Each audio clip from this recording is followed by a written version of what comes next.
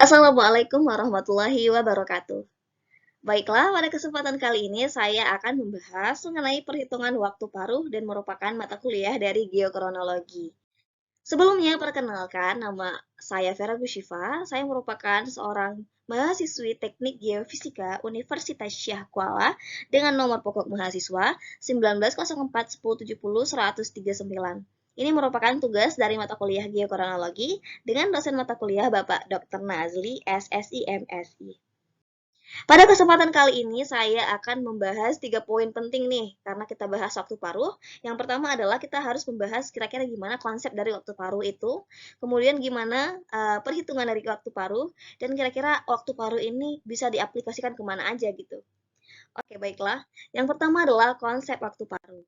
Nah, konsep waktu paruh ini dia sebenarnya berhubungan dengan radioaktif. Mungkin kalau ditanya gitu, kenapa sih berhubungan dengan radioaktif?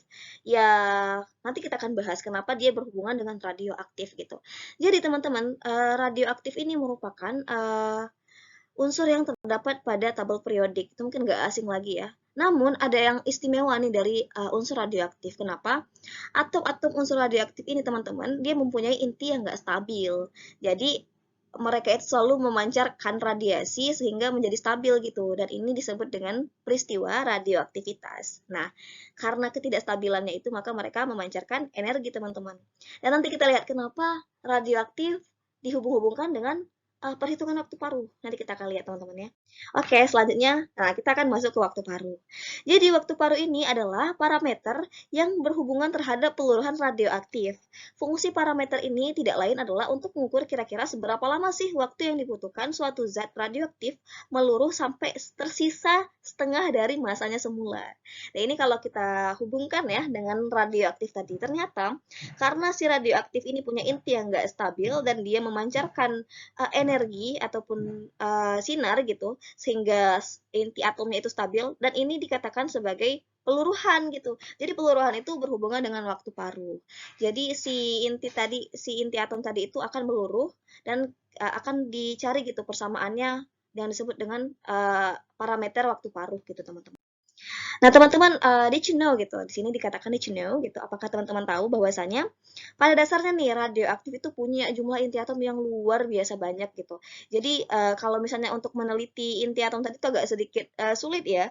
Jadi ini yang menjadi dasar para peneliti ataupun ilmuwan saat itu untuk mencari tahu gimana cara untuk menentukan gitu banyaknya inti atom, kemudian juga memperhitungkan peluruhannya dan lain sebagainya gitu. Jadi para ilmuwan ini mencari cara gitu untuk mendapatkan persamaan tersebut. Jadi didapatkan persamaan yang ada di atas itu ada NT sama dengan N0 dikali seperdua pangkat T per T1 T seperdua. Jadi ini bisa dikatakan sebagai persamaan waktu paruh tadi. Jadi untuk mendapatkan N0 ini adalah waktu jumlah dari apa namanya unsur sebelumnya, kemudian NT itu adalah yang kita cari ya, unsur setelahnya, dan ini dikatakan kalau T seperdua itu adalah waktu paruhnya, waktu paruh si apa namanya unsur tadi. Dan ini dikatakan sebagai persamaan waktu paruh. Jadi persamaan di atas itu dapat digunakan gitu untuk menentukan umur dari suatu material gitu teman-teman. Oke, jadi yang ada yang unik lagi nih di inti atom radioaktif gitu. Inti atom radioaktif itu dia punya nuklida yang memang terdiri dari proton dan neutron. Jadi sebagian unsur radioaktif ini nih punya nuklida yang stabil, ada juga yang nggak stabil gitu. Jadi nggak semua radioaktif itu punya nuklida yang ini nggak stabil semua gitu teman-teman. Tapi dia ada sebagian yang stabil, ada sebagian yang nggak stabil gitu. Jadi untuk inti atom yang tidak stabil ini, dia biasanya akan meluruh dan memancarkan energi agar mencapai kondisi stabil. Ini mungkin udah kita singgung ya di awal ya. Jadi gimana caranya? Caranya adalah dengan memancarkan energi dan radiasi yang dapat berupa sinar alfa, beta, dan gamma. Jadi ketiga sinar tersebut ini dia punya karakteristik yang beda-beda teman-teman. Mungkin teman-teman bisa lihat di slide ada di tabel kecil itu adalah sifat ataupun karakteristik sinar yang dipancarkan oleh si radioaktif tadi. Nah, yang pertama itu adalah kita bisa lihat dari sisi daya ionisasi, kemudian daya tembus dan daya penahannya. Kita lihat ya, bahwasanya sinar alfa itu punya daya ionisasi yang paling kuat di antara yang lainnya gitu.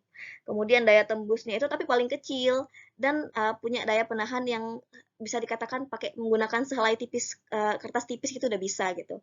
Dan itu juga dengan sinar, beta ya. Kalau beta itu dia punya ionisasi yang lebih sedikit lemah dibandingkan, si alfa, tapi kalau misalnya untuk si gamma itu dia paling lemah. Kalau daya tembus, untuk sinar, beta tadi biasanya itu lebih besar daripada si alfa, tapi si sinar, si gamma itu lebih besar lagi gitu. Jadi kalau untuk daya penahannya si sinar beta itu, menggunakan aluminium tebal, kalau si sinar gammanya itu dia menggunakan lapisan timbel gitu. Nah, itu perbedaan ataupun karakteristik, sinar yang dikeluarkan si inti atom radioaktif gitu untuk mencapai kestabilan inti atomnya gitu. Nah, ini yang menarik teman-teman. Kita akan bahas mengenai metode radiometric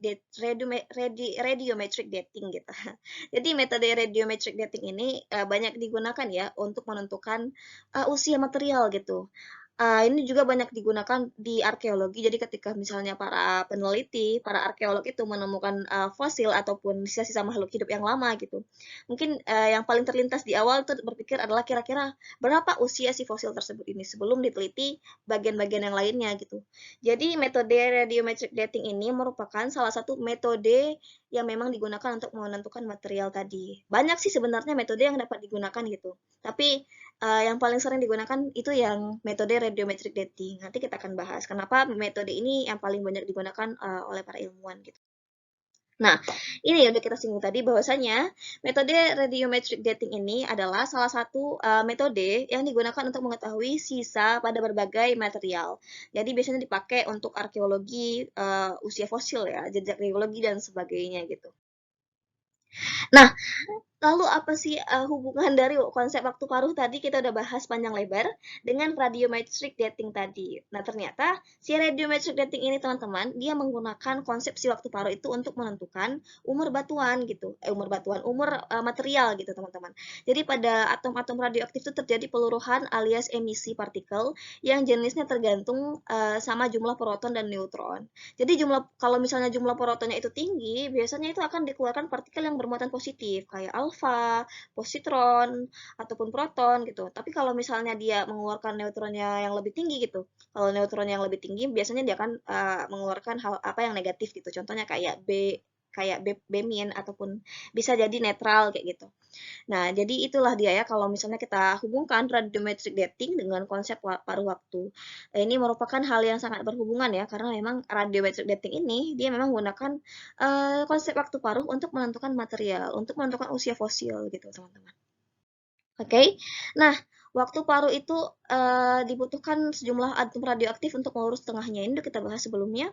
Contohnya, ini ada contohnya teman-teman. Contohnya adalah terbium. Terbium 148 adalah atom radioaktif yang mengeluarkan partikel B+ dan menjadi gadolinium 148 apabila ada 100 atom Tb ini. Contohnya nih ya, kayak ada 100 atom Tb itu sekarang. Kemudian dalam waktu 1 jam itu biasanya dia akan meluruh gitu, tinggal 50 atom gitu.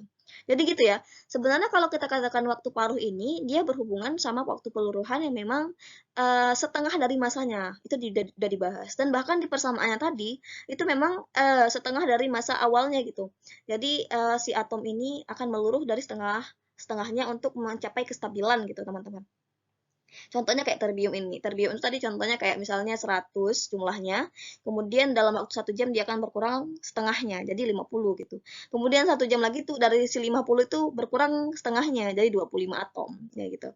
Mungkin teman-teman bisa lihat dari slide ya, di situ ada contoh dari visualisasi bagaimana si atom itu meluruh gitu. Oke, baiklah ya. Ini akan kita bahas lagi karbon dengan isotop C14. Kenapa emangnya dengan karbon isotop C14 ini?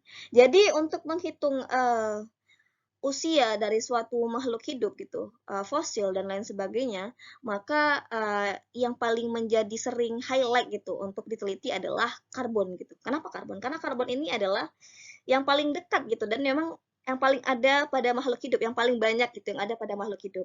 Jadi kalau misalnya kita balik ke slide sebelumnya ya, di sini ada dikatakan bahwasanya eh, karbon itu dia punya isotop dari C8 sampai C22 gitu. Jadi yang paling lama nih teman-teman adalah karbon dengan isotop C14 karena dia punya waktu paruh sekitar 5.730 tahun gitu. Itu luar biasa lama. Dan ini jadi salah satu hal yang diteliti oleh para peneliti bahwasanya C14 ini bisa dijadikan rujukan untuk menentukan usia dari material ataupun fosil tadi. Jadi kenapa patokannya itu karbon gitu.